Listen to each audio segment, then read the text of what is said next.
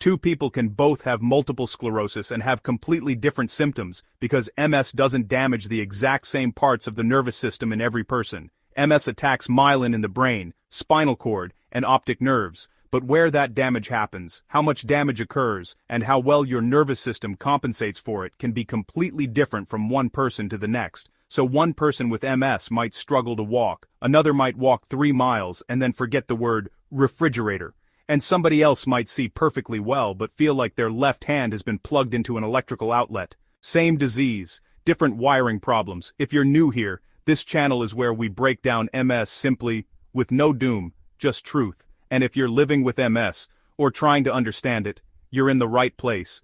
This channel exists to make MS make sense, because today we're answering one of the strangest things about MS. How can two people have the exact same diagnosis, and look like they have completely different diseases? And there's one part of the explanation that surprised me. The lesions themselves don't tell the entire story. That's where this gets interesting. When somebody says, "I have MS," that tells you what disease process they're dealing with. It does not tell you exactly what their Tuesday afternoon looks like. There's no universal MS starter pack. You don't get diagnosed and somebody hands you fatigue, numb left foot, one unreliable bladder, occasional brain fog, and complementary heat intolerance. Welcome to MS. Your symptoms are in the gift bag. No. MS affects the central nervous system, your brain, spinal cord, and optic nerves. Those areas control an absolutely ridiculous number of things: movement, vision, sensation, balance, bladder function, thinking, coordination, and much more. So the question isn't simply, do you have MS? The more useful question for understanding symptoms is, where has MS interfered with your nervous system?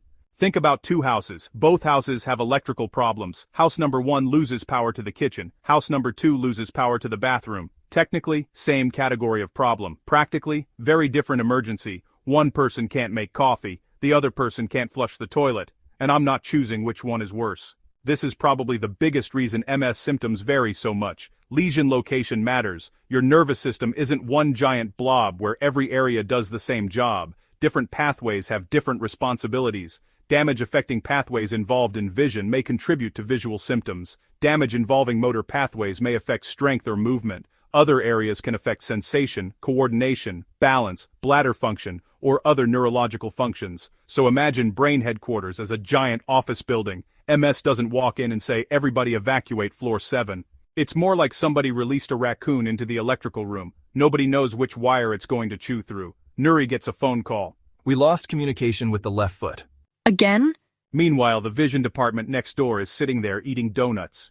Everything's fine over here. That's why comparing symptoms can become so confusing, because the disease is the same, the location of the disruption isn't. And here's where MS decides the first explanation wasn't complicated enough. Even lesion location doesn't perfectly predict symptoms. Two people can have damage in similar areas and still experience different levels of disability or different symptoms. Why? Because several things matter besides location. The size of the lesion can matter. The severity of the damage can matter. Whether nerve fibers themselves have been injured can matter. How much inflammation is happening can matter. And your nervous system's ability to compensate can matter. So an MRI isn't basically Google Maps saying, lesion here means left leg doesn't work. It's much more complicated than that, which helps explain something many people with MS eventually discover. Sometimes the MRI looks scary, and the person is functioning pretty well. Other times someone is struggling significantly, and the MRI report doesn't seem nearly dramatic enough to explain their everyday life. Which brings us to one of the biggest misconceptions about MS.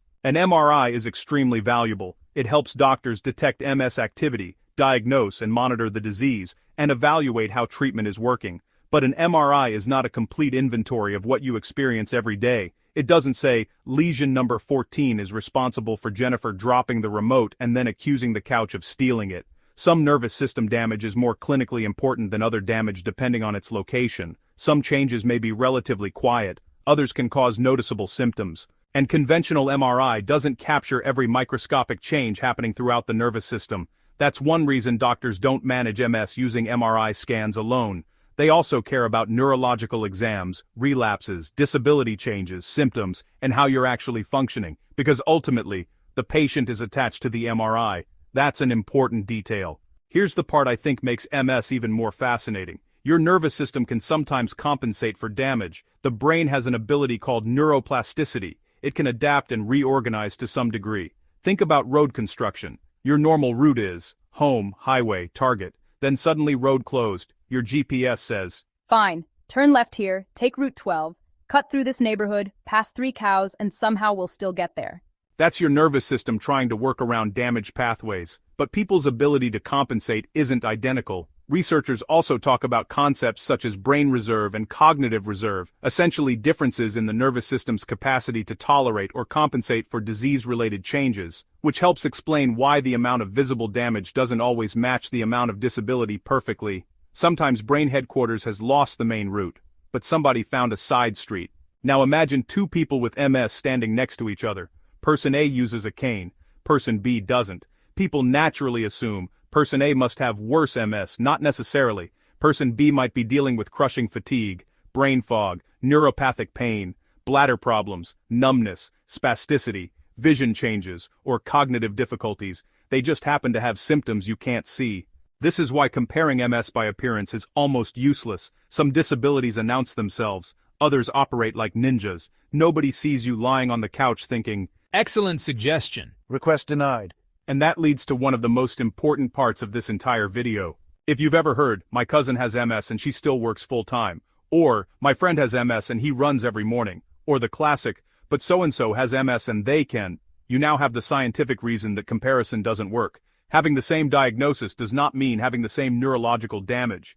Imagine telling somebody, my neighbor was in a car accident and he's walking. Okay, where was his injury? How severe was it? What structures were affected? How much recovery occurred? What treatment did he receive? You'd need way more information. MS is the same way.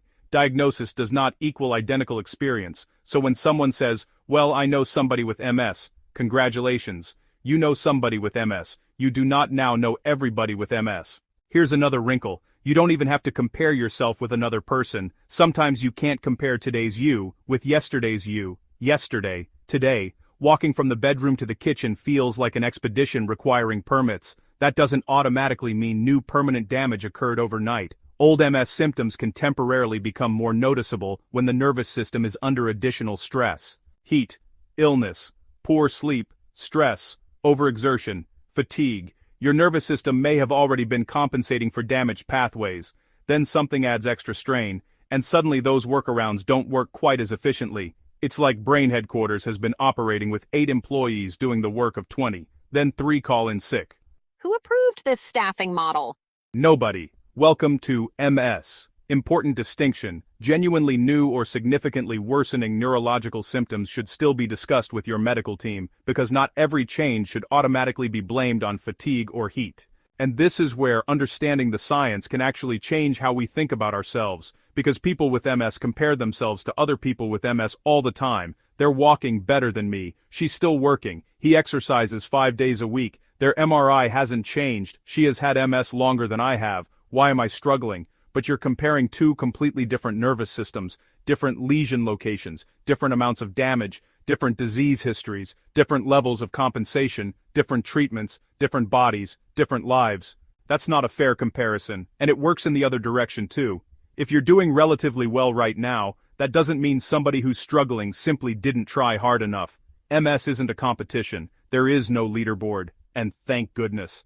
Because somehow I feel like the prize would be another MRI. So let's bring everything back to the question we started with. We both have MS, so why are our symptoms completely different? Because multiple sclerosis affects the central nervous system differently in each person. Where damage occurs matters, how much damage occurs matters, which pathways are involved matters, how successfully your nervous system compensates matters, and even the same person's symptoms can fluctuate depending on what's happening in their body. That's why one person with MS may struggle primarily with walking, another with vision, another with fatigue and cognition, another with bladder problems, and somebody else gets the deluxe variety pack because apparently brain headquarters accidentally checked, select all, same disease, different wiring, different symptoms, different experience, and that's exactly why your MS doesn't have to look like somebody else's MS to be real. Now I'm curious, what's the symptom you deal with that another person with MS might not understand at all? Put it in the comments. I have a feeling we're about to prove the entire point of this video down there. And if this finally helped make one of the weirdest parts of MS make sense, subscribe, because that's what we do here. We take the confusing stuff MS throws at us, figure out what the heck is actually happening, and occasionally file a complaint with brain headquarters. No doom, just truth, and preferably a few laughs along the way.